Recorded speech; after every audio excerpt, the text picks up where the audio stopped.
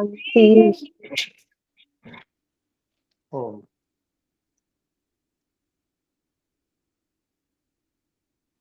वाल्मीकि रामायण की इस कक्षा में हम अयोध्या कांड के 70वें सर्ग को पढ़ रहे थे और इसमें विषय चल रहा है श्री राम जी भरत जी से मिलते हैं और उनसे कुशल क्षेम पूछने के साथ ही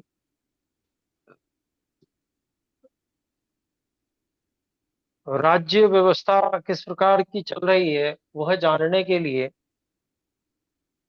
और साथ में उपदेश करने के लिए भी जैसे प्रश्न करते हैं।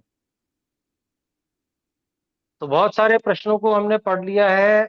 यह हम श्लोक संख्या 12 तक पढ़ चुके हैं और आज 13वें श्लोक से हम पढ़ने वाले हैं।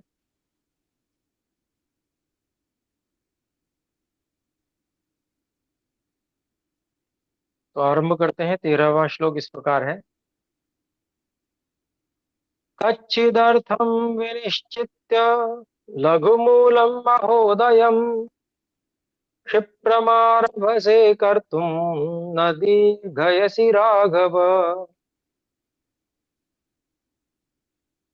अलग अलग शब्द इस प्रकार हैं। कच्चित अर्थम विनिश्चित्य लघुमूलम महाउदयम क्षिप्रम आरभसे कर्तुम न दीर्घयसि राघव। अन्वय इस प्रकार है। हे राघव, कच्चित लघुमूलम महाउदयम अर्थम विनिश्चित्य क्षिप्रम आरभसे कर्तुम न दीर्घयसि। तो श्री राम जी भरत जी से पूछ रहे हैं कि हे राघव, हे भरत जी, क्योंकि भरत जी भी रघुकुल से हैं तो उनको भी राघव बोल रहे हैं, तो आपस में एक दूसरे को कभी भी राघव भी बोल लेते हैं वो। तो भरत जी को कह रहे हैं, हे राघव, क्या जो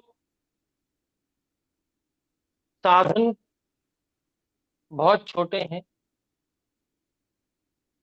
परंतु महाउदय उनसे बहुत बड़ी सिद्धि होती है, बहुत बड़ी प्राप्ति होती है, ऐसे साधनों को विषयों को विनिश्चित अच्छी प्रकार से निर्णय करके, विशेष प्रकार से उनका निर्णय करके, क्या आप क्षिप्रम आरंभ से इसको जल्दी ही आरंभ कर देते हैं? क्योंकि जिसमें परिश्रम, समय, शक्ति, साधन कम लगने वाला है लेकिन उससे लाभ बहुत अधिक होने वाला है, तो उसका जल्दी से निर्णय करके आरंभ कर देना चाहिए, उससे सबको लाभ होता है, पूरी प्रजा को।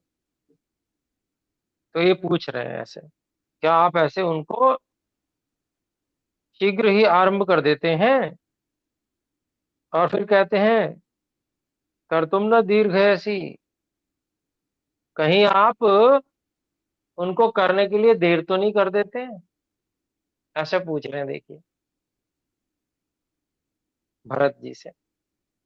और इस पूछने का अभिप्राय क्या है कि ऐसा करना चाहिए, ऐसे जो कम परिश्रम साध्य परंतु बहुत अच्छे फल देने वाले कार्य हैं उनका तुरंत निर्णय करके उनको आरंभ कर देना चाहिए, उनमें देर नहीं करनी चाहिए। ये सिखा रहे हैं, क्योंकि राजनीति के लिए ये बहुत आवश्यक है, राज्य का संचालन करने के लिए। तो आगे बता रहे हैं, देखिए 14वां श्लोक है। कच्चित सहस्रान मूर्खाणाम एकमिच्छसि पंडितम पंडितो ह्यर्थकृच्छ्रेषु कुर्यात् निःश्रेयसं महत्। तो ये बड़ी सुंदर बात इस श्लोक में आई है। अलग अलग शब्द है। कच्चित, सहस्रान, मूर्खाणाम, एकम इच्छसि पंडितम। पंडितो ही पंडितः ही अर्थ कृच्छ्रेषु कुर्यात् निःश्रेयसम महत्। और इसका अन्वय इस प्रकार करते हैं। कच्चित सहस्रान मूर्खाणाम एकम पंडितम इच्छसि। पंडितः ही कृच्छ्रेषु अर्थम महत् निःश्रेयसम कुर्यात्।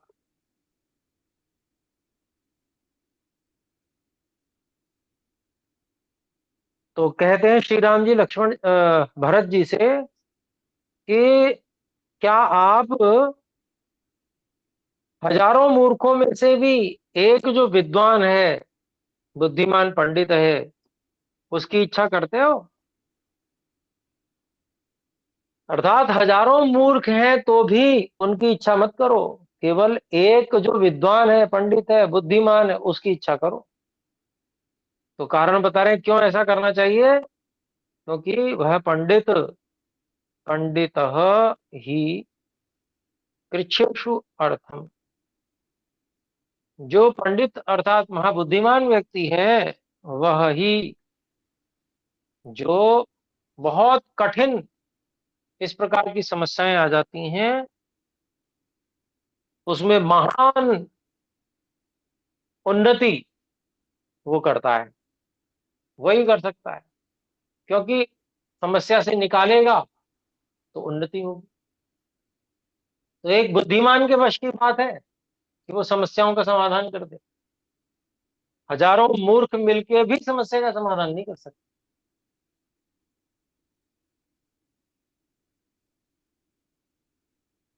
15वां श्लोक।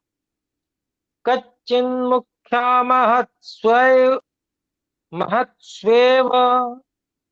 मध्यमेषु च मध्यमाः जगन्यास्तु जघन्येषु भृत्याः कर्मसु योजिताः। अब यहां देखिए मैनेजमेंट सिखा रहे हैं, किस तरह से व्यवस्था प्रबंध करना है। और ये कोई आजकल नया विषय चल गया हो ऐसी बात नहीं है। ये महर्षि वाल्मीकि जी यहाँ पर उसका वर्णन कर रहे हैं, जो राजा उस समय सब कुछ किस प्रकार से करते थे। और वही बात श्री राम जी भरत जी को प्रश्न पूछकर सिखाने का प्रयास कर रहे हैं। देखिए, तो कच्चित मुख्या महत्सु एव मध्यमेषु च मध्यमाः जगन्याः तु जगन्येषु भृत्याः कर्मसु योजिताः। अन्वय इस प्रकार है।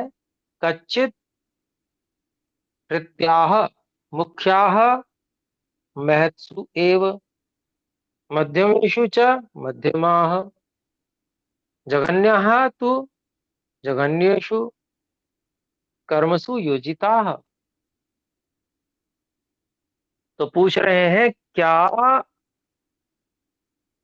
जो नौकर चाकर हैं, वे जो मुख्य हैं अर्थात जो बुद्धिमान अच्छे नौकर हैं, वो महान कार्यों में, और जो मध्यम बुद्धि के नौकर हैं वो मध्यम कार्यों में, और जो बिल्कुल हीन बुद्धि के हैं, ऐसे जघन्य, उनको बिल्कुल सामान्य कार्यों में, कर्मों में उनको लगाया जाता है। अर्थात लगाना तो ऐसे ही चाहिए। अगर ऐसे नहीं लगाएंगे, जो बिल्कुल ही मूढ़ हैं उनको मह बड़े बड़े कार्यों में लगा देंगे, महत्वपूर्ण कार्यों में लगा देंगे, तो वो तो सब बर्बाद कर देंगे। तो व्यक्ति की पहचान होनी चाहिए और किसको किस कार्य में लगाना है, ये राजा को सब देखना चाहिए। तो ये 16वां श्लोक देखें। अमात्यानुपा अमात्यानुपधाति तान् पितृपैतामहां शुचीन् श्रेष्ठान् श्रेष्ठेषु कच्चित् त्वं नियोजयसि कर्मसु। अलग अलग शब्द हैं। अमात्यान, उपधा अतीतान, पितृ पैतामहान शुचीन श्रेष्ठान श्रेष्ठेषु कच्चित त्वं नियोजयसि कर्मसु। इसका हम अन्वय इस तरह से करते हैं। उपधा अतीतान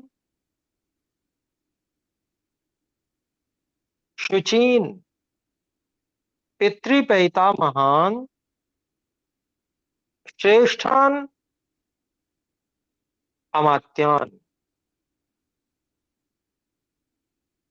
कच्चित् त्वं श्रेष्ठेषु नियोजयसि, श्रेष्ठेषु कर्मसु नियोजयसि। तो प्रश्न कर रहे हैं भरत जी से श्री राम जी। उपधा अतीतान अर्थात जो धर्म अर्थ काम इनमें बहुत अनुभवी हैं। अतीतान, अतीत अर्थात जो सब में से गुजर चुके हैं, बहुत अनुभवी हैं। इस प्रकार के जो पितर हैं अर्थात पिता की अवस्था वाले हैं। फिर कहते हैं पितामहान, जो दादाजी की उम्र वाले हैं। इस प्रकार के, इसमें दोनों प्रकार के ले सकते हैं। अर्थात पितर अर्थात जो बहुत अच्छे विद्वान है, पितामह अर्थात उनसे भी बड़े बड़े विद्वान है, अनुभवी हैं।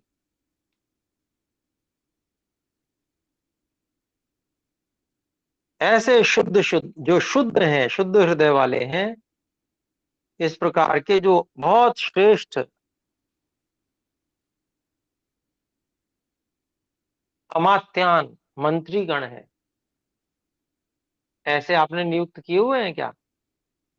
और ऐसे श्रेष्ठ जो अमात्य हैं, मंत्री हैं, क्या तुम उनको श्रेष्ठेषु उत्तमोत्तम कार्यों में लगाते हो? व्यक्ति की बढ़िया पहचान होगी, अच्छे से अच्छे व्यक्तियों को अच्छे से अच्छे कार्यों में लगाया जाए। वो निर्देश करेंगे तो वो जब सही निर्देश करेंगे तो सभी महत्वपूर्ण कार्य उत्तम रूप से संपन्न होंगे। तो ऐसे जो बहुत अनुभवी लोग हैं संगठन में या राज्य में, उन लोगों का सम्मान और उनको अपने साथ में जोड़ के रखना प्रेम पूर्वक, और उनकी जो योग्यता है उसके अनुसार उनको श्रेष्ठ कार्यों में उनका निरीक्षण, निर्देशन, वहां पर उनका उपयोग लेना, ये कार्य राजा का। तो पूछ रहे हैं कि भाई ऐसा तुम करते हो या नहीं। 17वां श्लोक।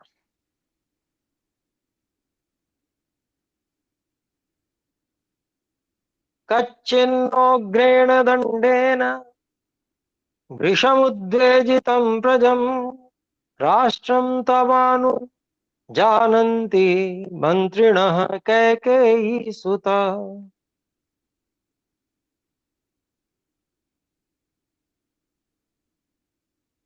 तो प्रजा की थाह लेने की बात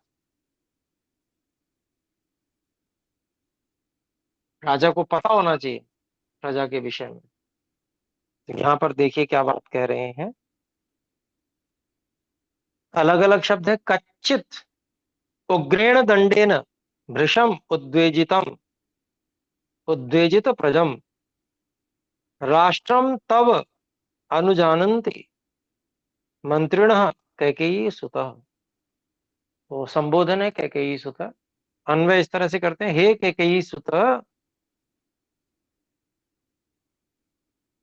कच्चित उग्रेण दंडेन भृशम उद्वेजितम प्रजम या भृशम उद्वेजित प्रजम तव राष्ट्रम मंत्रिणः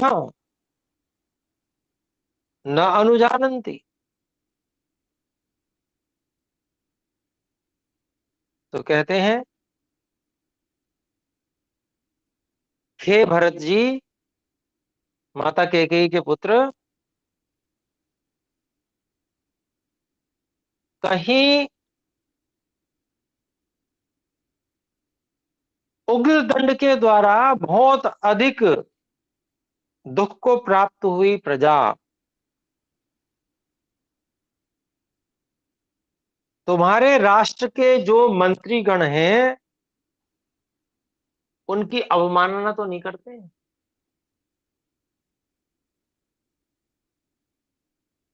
क्योंकि प्रजा भी संगठित होती है, और जो उन पर अन्याय अत्याचार करे तो संगठित होकर विरोध भी करते हैं। तो कहीं ऐसा तो नहीं है कि जो उग्र दंड, जो भयंकर दंड दिया जा रहा है और वो अनुचित है, तो उसके कारण से तुम्हारी मंत्रियों की अवमानना ही करने लग पड़ी हो प्रजा? कहीं ऐसा तो नहीं है? अब ये ध्यान रखना पड़ेगा राजा को। 18वां श्लोक है, कच्चित् त्वां नावजानन्ति याजकाः पतितं यथा उग्र प्रतिगृहीतारं कामयानमिव स्त्रियः। कामयानमिव स्त्रियः।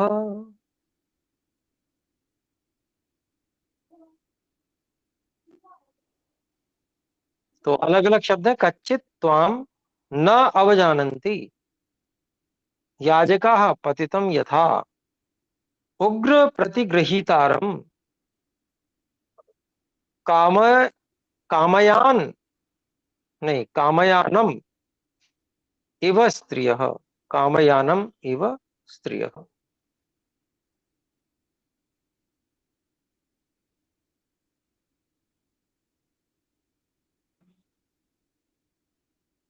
तो इसका हम इस प्रकार से अन्वय करते हैं, कच्चित यथा याजकः पतितं स्त्रियः उग्र प्रतिगृहीतारं कामयानम इव त्वाम न अवजानन्ति। तो पूछ रहे हैं, प्रश्न कर रहे हैं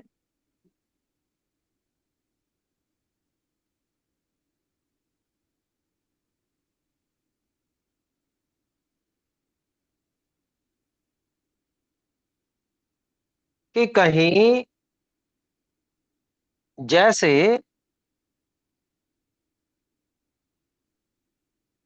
याजक लोग पतितम पतित व्यक्ति का अनादर करते हैं,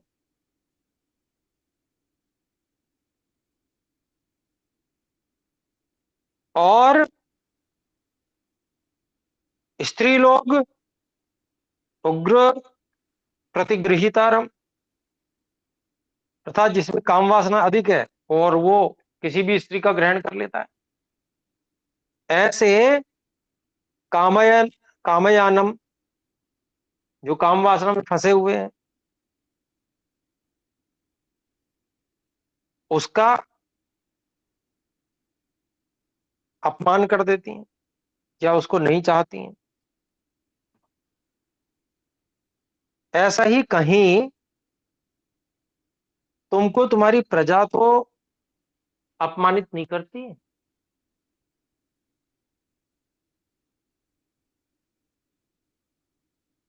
ये पूछ रहे हैं, देखिए।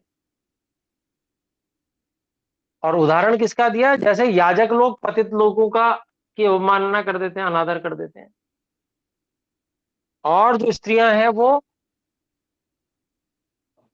जो पर स्त्रीगामी होते हैं उनका अनादर कर देती हैं। कहीं ऐसे ही तुम्हारी प्रजा तुम्हारा अनादर तो नहीं कर देती है? तो इसका मतलब क्या हुआ? इसी प्रकार के अगर दुर्गुण अवगुण जो राजा होता है, वो प्रजा का ध्यान नहीं रखता, अपने ही भोग विलास में रहता है तो प्रजा उसकी अवमानना करनी आरंभ कर देती है।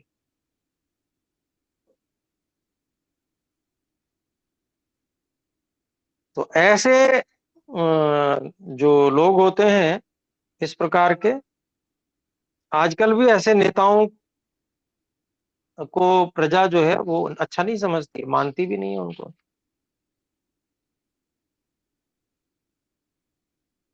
तो पूछ रहे हैं कहीं तुम्हारा तो साथ तो ऐसा नहीं हो रहा है, इसका मतलब सावधान रहो। राजा को इन बातों से सावधान रहना चाहिए। 19वां श्लोक। उपाय कुशलम वैद्यम भृत्यं संदूषणे रतम शूरमैश्वर्य कामं च यो न हन्ति स बध्यते। यहाँ पर श्लोक में न छूटा हुआ है, तो उस मात्रा भी पूरी नहीं हो रही है और अर्थ भी नहीं बन रहा है, तो न लग जाएगा, इसमें न लगा देंगे, यो न हन्ति स बध्यते।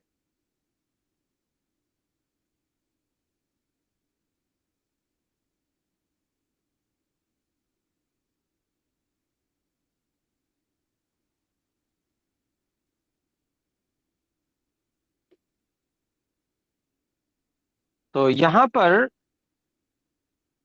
अब हम इसका अभिप्राय देखते हैं, इसका हाँ वो कर ले हम, शब्द अलग अलग तो है ही। उपाय कुशलम वैद्यम भृत्यम संदूषणे रतम शूरम ऐश्वर्यम ऐश्वर्य कामम शूरम ऐश्वर्य कामम च यह न हन्ति स बध्यते।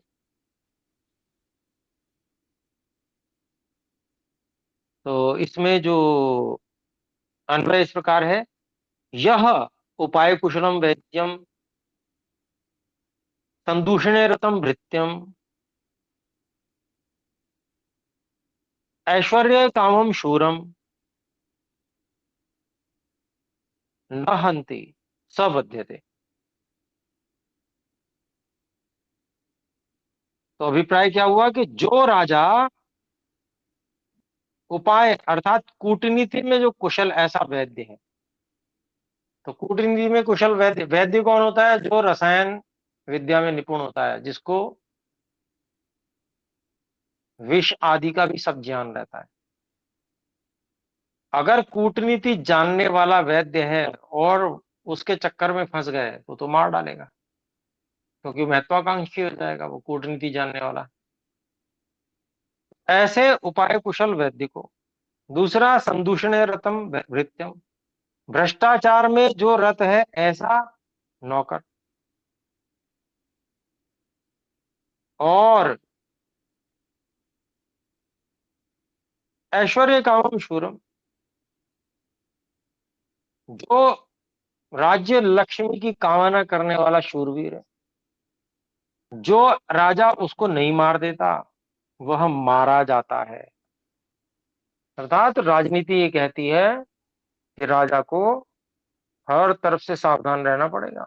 किन किन से सावधान रहना है? उससे अधिक कोई महत्वाकांक्षी ना हो जाए, कोई शूरवीर ऐसा ना हो जाए जो उससे अधिक महत्वाकांक्षी हो।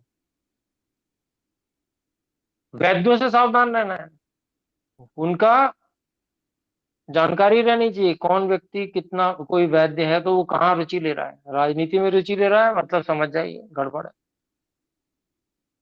ऐसे ही नौकरों के विषय में, जो भी सरकारी चाहे प्रशासन में ही नौकरी कर रहे हैं भले ही, लेकिन अगर भ्रष्टाचार में संलिप्त हैं उनको मार देने का आदेश है, क्योंकि वो भ्रष्टाचार करते करते आपको ले डूबेंगे।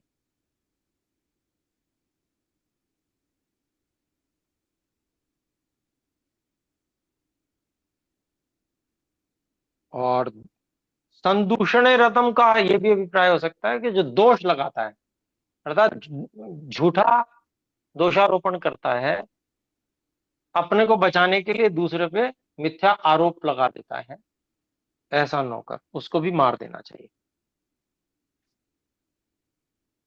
20वां श्लोक देखते हैं।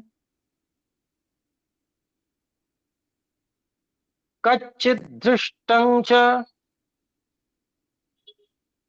कच्चित् दुष्टश्च शूरश्च मतिमान् धृतिमान् शुचिः कुलीनश्चानुरक्तश्च दक्षः सेनापतिः कृतः।